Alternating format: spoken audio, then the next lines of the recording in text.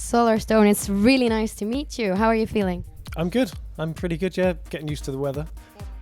There's a lot to get used to. 13 today or something. And yesterday, minus 24.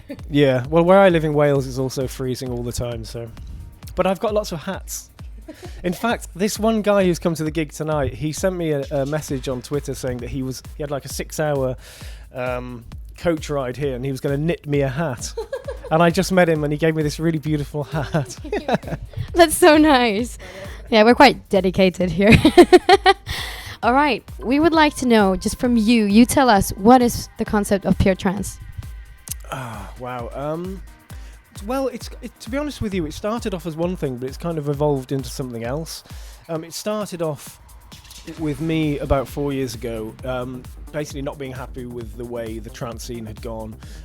So many producers and DJs are they kind of abandoned what I consider to be pure trance with nothing else added, no house or electro influences or anything. Musically, it had changed so much that very few producers or DJs were making or playing music that wasn't influenced by other genres. A lot of big name DJs were kind of like leaving and going to EDM and stuff like that, and I really felt that I really had no place in the scene. I wasn't happy with the music I was being sent or anything, and I really thought that was kind of it. Even though some DJs like Ali and Fila were still, staying close to the original essence of the music, they'd kind of, everyone had seemed to have moved away from it. So I decided to just, rather than just giving up, I decided to just go back to my roots and produce a new album of what I considered to be pure trance. But it wasn't called that at the time, it was just, I was trying to explain what I meant to my manager. So I made this album, and one of the first remixes I did was Unity by Orchidia, one of my favourite tracks ever, and I called it the Solarstone Pure Mix, and he said, why? And I said, because it's pure trance, it's nothing else, just pure trance. And then it just kind of caught on, and I did a couple more pure mixes, and this whole pure trance thing, it just kind of, it sort of started gaining like this organic momentum all on its own. And people were quoting this term pure trance. And then Armin started playing my tracks and people were using the hashtag pure trance. And it just seemed to the phrase just seemed to encapsulate everything that I was trying to do musically. And so that led to the first compilation. And then that led to us deciding to our own events. Because I kind of felt that if I felt this way about the music, there must be, hundreds of thousands, if not millions of other people around the world who felt the same. Because trance is such an emotional and kind of spiritual sound. It's like a way of life for a lot of people. A lot of people, when they fall in love with trance music, they don't really think about much else in their spare time. Do you know what I mean?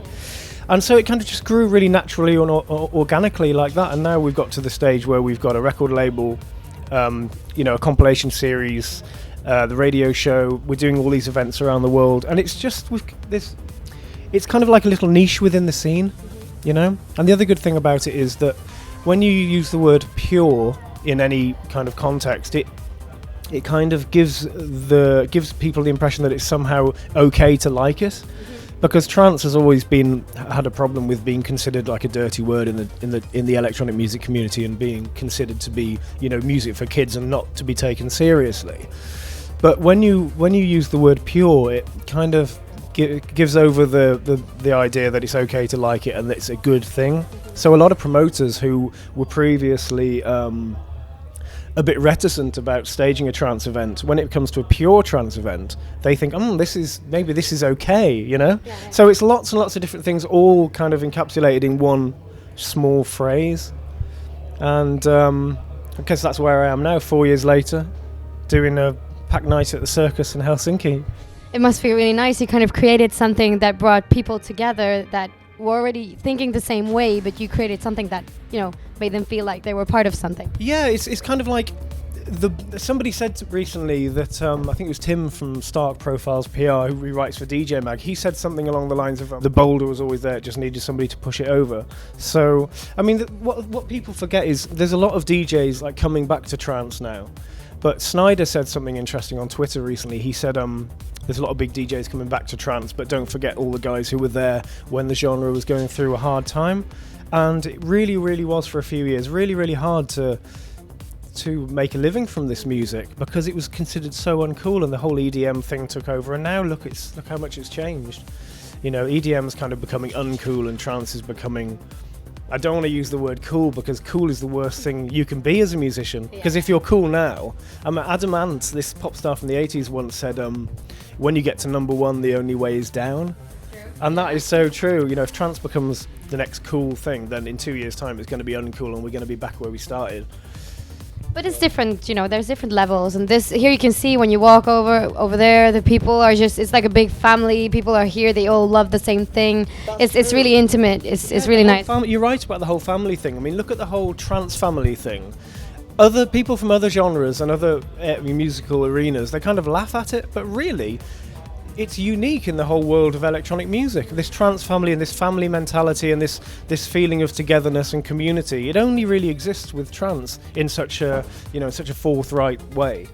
And I think it's incredible, and to be part of that is quite incredible. I mean, I'm 43 now. You know, I've been doing this for 20 odd years, and to still be so involved in this musical style where there's like a new generation of fans, I feel quite sort of privileged, you know, and lucky. And also, it's a good job because I shit at everything else.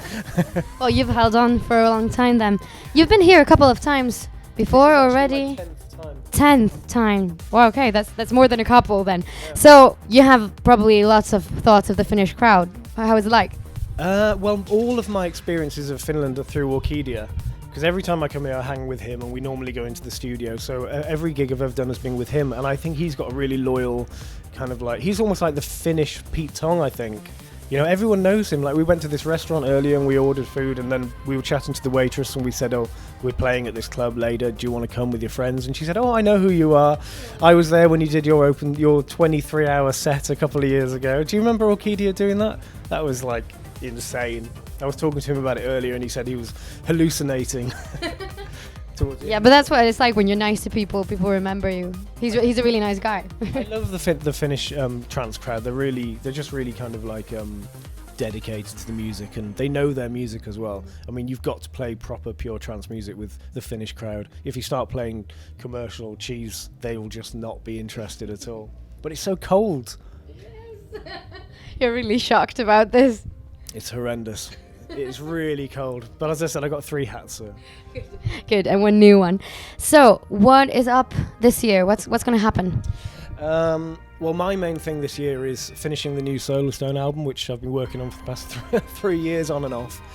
It's going really well. I'm trying to work with a different type of vocalist this time. I'm trying to work with vocalists from a slightly sort of, I don't want to use the word higher caliber of singer, but people outside the trance scene who are big in other areas. So it's quite difficult to do because it takes such a long time to make these things happen. That's why it's taken me so long. So that's happening, and then obviously there's going to be Pure Trance 5 towards the end of the year. But the other main thing this year is building the Pure Trance events, and we're hoping to take over some stages at some of the big festivals this year, which would be massive for us because a lot of the festivals, they're not really interested in trance now. It's all kind of EDM here and techno there, you know, tech house. And if we can manage to do, you know, pull off a Pure Trance arena at something really big like, I don't know, Dance Valley or something like that, that would be incredible. So that's one of the things I'm working on this year.